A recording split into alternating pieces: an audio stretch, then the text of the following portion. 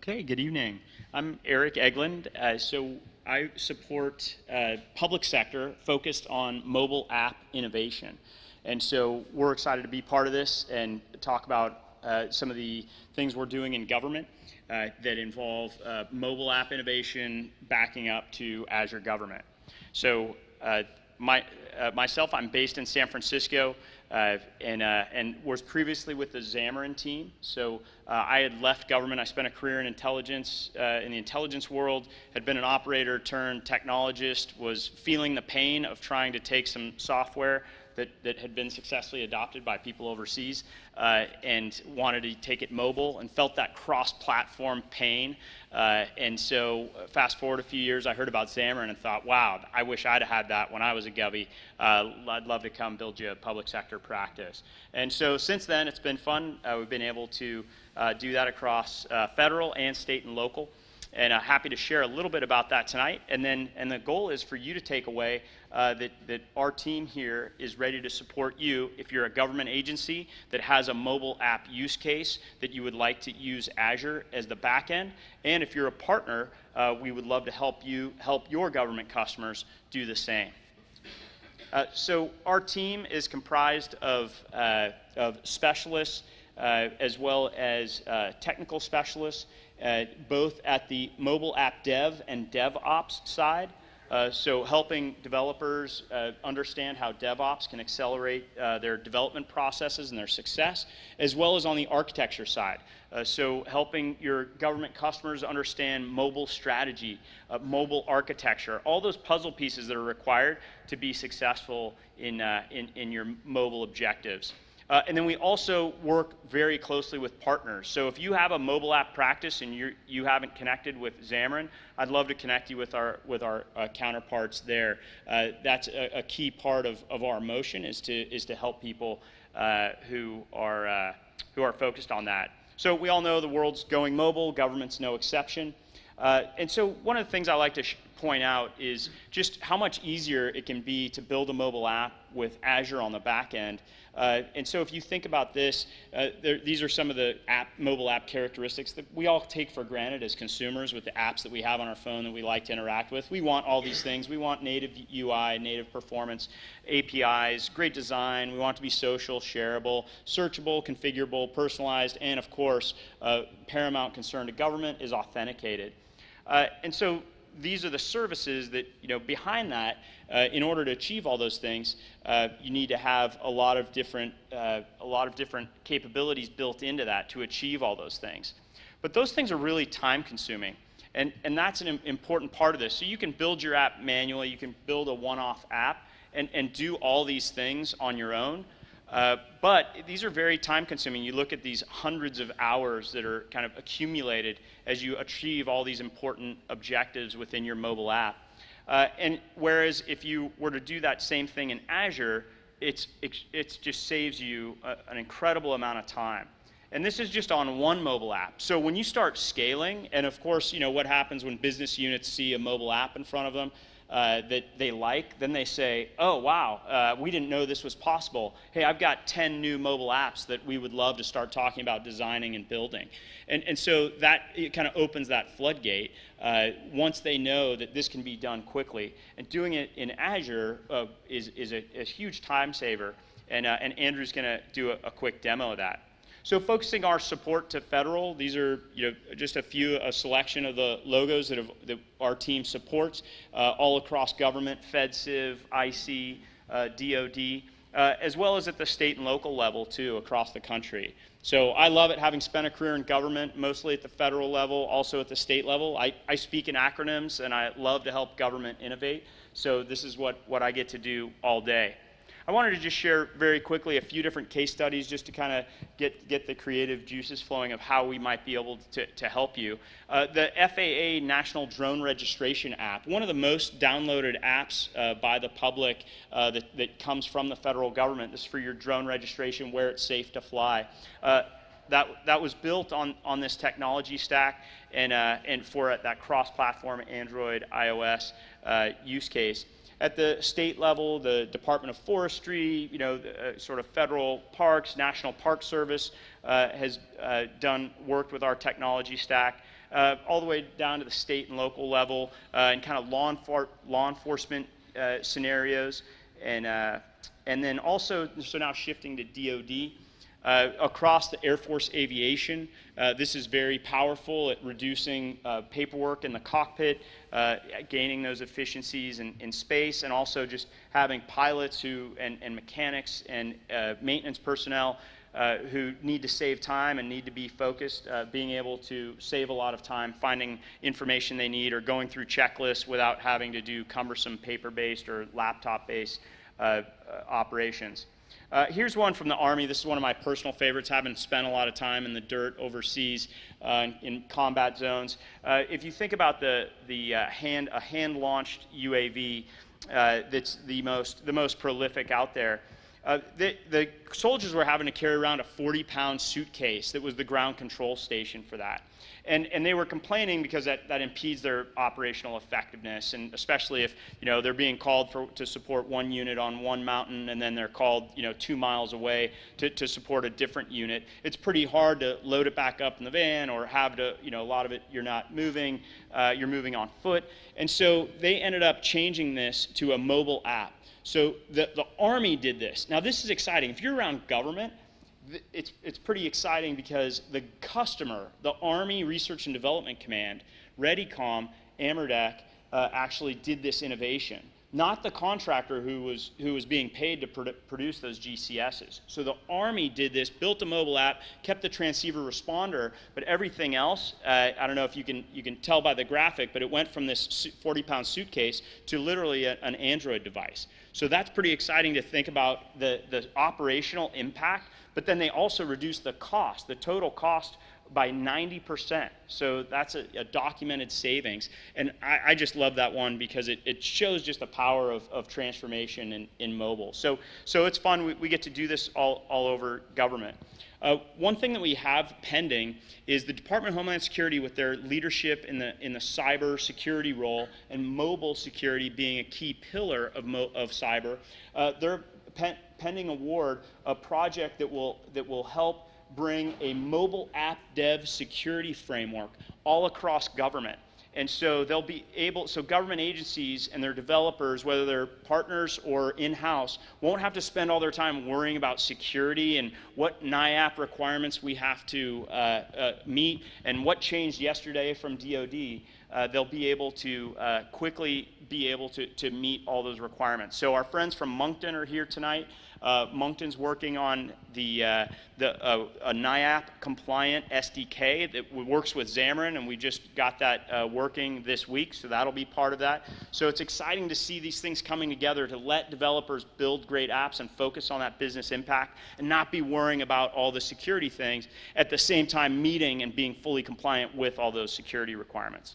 So our next steps is just keep us in mind. Feel free to catch up with us afterwards if we haven't already talked to you. Keep us in mind for how we can help you support your government customers, or if you're with a government agency, let us know if you have that mobile use case and you're on Azure. We would love to help you, and we have a lot of resources to help you do just that. And so with that, I'll turn it over to Andrew so he can show you a technical demo. Thank you. Thanks, Eric. Let me grab my iPhone here.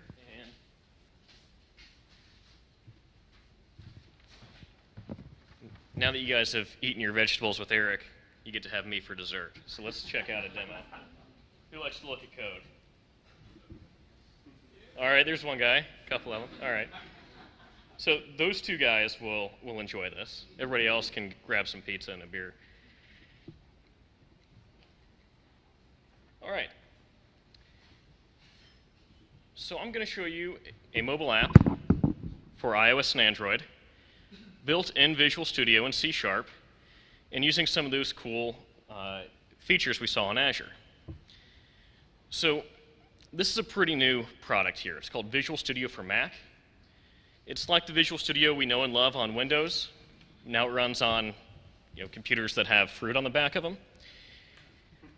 It's pretty new. It's a different Microsoft today than it was before. And it doesn't have all of the workloads that Visual Studio on Windows does, but it's adding more and more over time. So today it's got the iOS and Android workloads. It's got Mac OS workloads, so you can write Mac desktop apps in C# using the .NET framework. You can also do web apps and ASP, MVC stuff as well. And like I said, more and more workloads are coming over time. Today we're going to take a look at an iOS and Android app here in Visual Studio. It's a pretty simple app. I wrote it this morning in about 30 minutes. And let's look at the app running here on my iPhone. So this is my iPhone plugged in, and you can see it here on the screen. And it does two things. It takes a picture and passes it to Microsoft's Cognitive Services in Azure and tells you what it sees. And then the second button there reads some text, sends it to the Vision API and Microsoft Cognitive Services to do some optical character recognition and give you back that text. So first, let's take a picture here. In a former life, I was a hand model, so we'll see what Microsoft thinks of my hand. We see a close-up of a keyboard. Well, yeah, I do use my hand to type on a keyboard. Now let's try the OCR one here. So I did a little bit of vandalism. If you guys have seen this paper hanging on walls around the office, the Wi-Fi password. Grab a picture of that. There we go. So I had it read the first line of text and put it here in a label. So we got guest Wi-Fi. So that's pretty neat. I got to use a lot of these advanced machine learning and AI capabilities, and I did it in all in about 30 minutes. So we take a look at the actual code I wrote. Here's some XAML defining the user interface here. Let me zoom in a bit so you guys can see. So you see I've got a label and a button and an image, all the stuff you saw in the UI. It's nothing real fancy, but it gets the job done for now. And then I've got the logic here and the code behind. So I've got my XAML.cs page. And this is where the work happens. So I've got a button-clicked event that fires up a cross-platform media library that allows me to take pictures the same way on iOS, Android, and Windows. So it's a cross-platform library using those native capabilities. And it gets an image. Then I resize it because iPhones and Android phones take like 30 megapixel images, and we don't want to pass that over a web request. So I size it down, and then I call this function here to do the image recognition. Passes my API key, which of course you want to store in plain text right here in your source code. And then it passes it to that web API. But it uses this NuGet package from Microsoft Cognitive Services. So we look over here in my packages folder. See, I've got this Project Oxford Vision NuGet package there. So I didn't have to write the web request code and parse any JSON or anything like that. I pull in the NuGet package. I call this these 3 lines of code, right, to set up the request and authenticate with my API key. Say analyze image, and then I get the results, and I take the first one, right? And then the same thing for the OCR. I take a picture, I pass it to this function down here that passes the API key, and then calls the APIs and gets the results. And then I parse that into a list and display the first one in the label. And this is just a few of the Microsoft Cognitive Services that are available. So if we just take a look at the website here, there's I think there's 30 or 40 of them. They kind of fall into these different categories. We looked at a couple from the Vision API, but there's things that for content moderation, video indexing, faces. That one's kind of neat because you can like get people's ages and stuff off of their face, emotions. And then there's also some custom APIs. So think of use cases like this where you have, I was working with a customer in the private sector who had a lot of water valves. They were kind of a utility company and they had all these sorts of different types of water valves. And when a field service worker would go out on a job, their idea was to take a picture of that, and it would tell them exactly what that part was, what tools they would need, who the specialist was for that, if maybe they need to call back to the home office. And so they uploaded their own product catalog to the custom vision service and trained the model to use that. And so they were able to use the same SDK that I just showed you, but on their own data instead of the publicly trained API. So you can do that with vision. There's also, you can do that with speech and language and all sorts of stuff. There's some game companies that have used the custom speech service to put in like their own like sci-fi words into the game, and you can interact with it via voice using these words that they made up for the game. So, any questions, comments, or anecdotes? Without looking? Like with my eyes closed? I wrote 0% of this code with my eyes closed.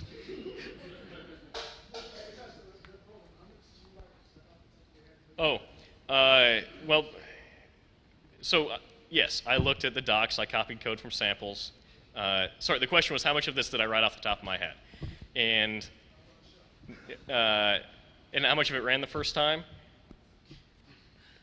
3%. I'm like every other programmer out there. I leverage stuff that's provided on documentation, GitHub, and the like. Yes. Is Visual Studio itself written in Xamarin? Is Visual Studio for Mac, you mean? Yes.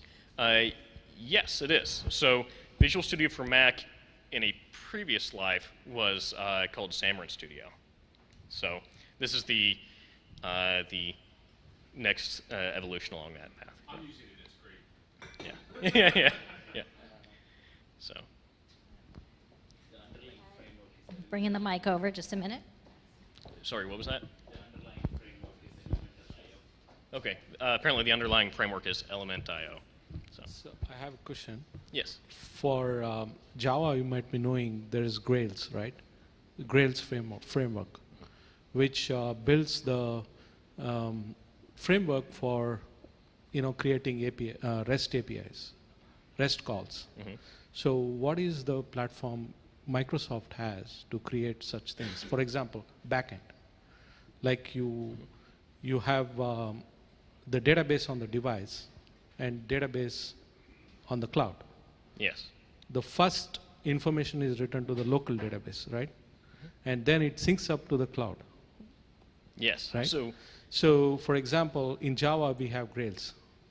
So what is Microsoft platform? Yeah, Microsoft has so the question was, what sort of database or sync service and web API service does Microsoft have to sync data from the local device to the cloud? And Microsoft has a really cool service for this called Azure App Service for Mobile Apps that was mentioned a little bit earlier. And I didn't use that one in this demo, but I have in several other apps, actually production apps I have that have been featured on national news for a national nonprofit, which is pretty neat. But let me pull it up real quick.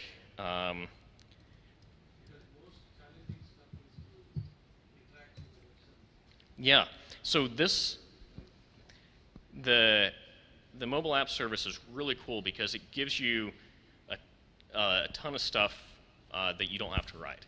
So it gives you a cloud-hosted database, and a web API layer in front of that, and a client SDK, and an offline database that syncs with that cloud database, okay? And all you have to do is write the client code against that client SDK with an ORM wrapper on it. So you interact with your C# objects like a human being instead of writing SQL queries that are really hard to debug.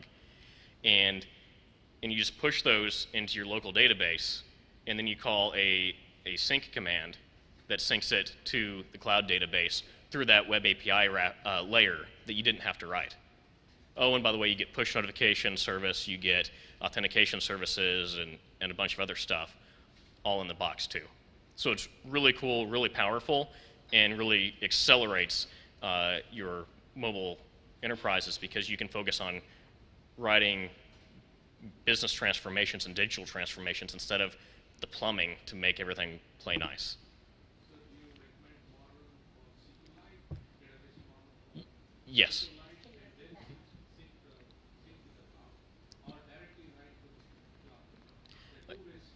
Yeah. So the question is, do I recommend writing to SQLite first and then syncing to the cloud? SQLite is the local database. Or do I recommend writing to the cloud and then syncing down? I recommend writing locally first because you know you always have that capability. Whereas if you're in a disconnected or a semi-connected scenario, you may not get a successful write back to the cloud database. So I would always write to the local database first and then try async. And if it fails, try it again when you have a better connection. Mm-hmm. The most challenges for the framework, the question is basically, to develop one code stack which can work on different platforms. For example, we have PhoneGap, Mm-hmm. right? For example, in case of Microsoft, how does it work? Like PhoneGap, basically you write code once, and that will take care of pushing the code for iOS devices, for Microsoft handheld devices, or some other devices, right? So basically, PhoneGap does all this conversions.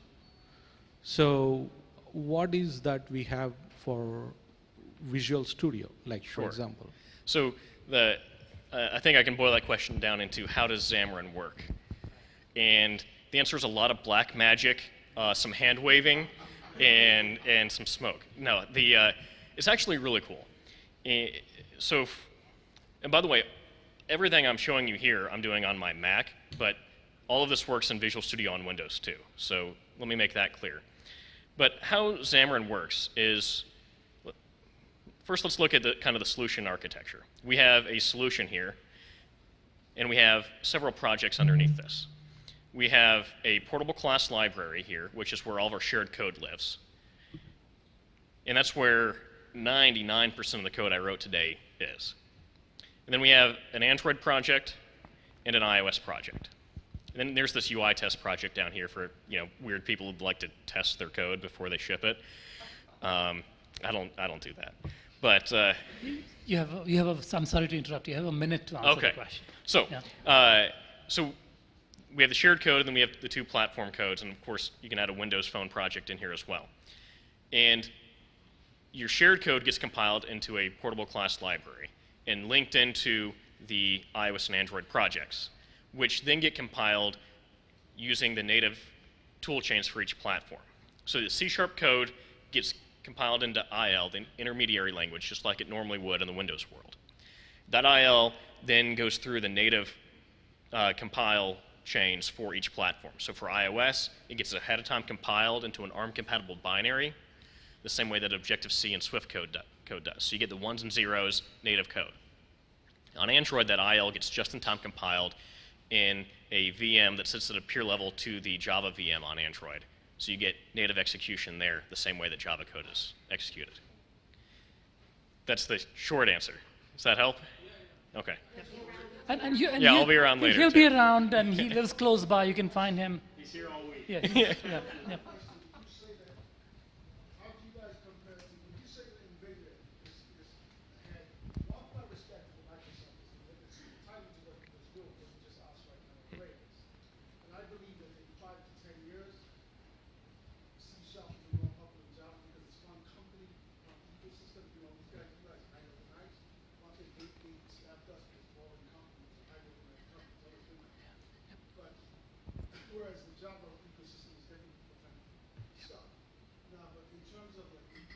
You can start switching your computer.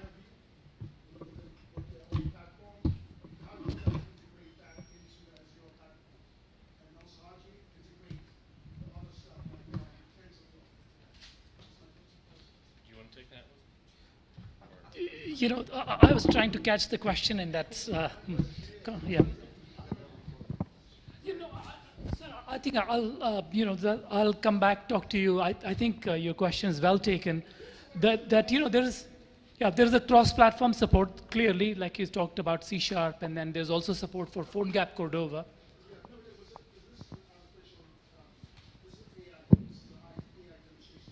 Yes.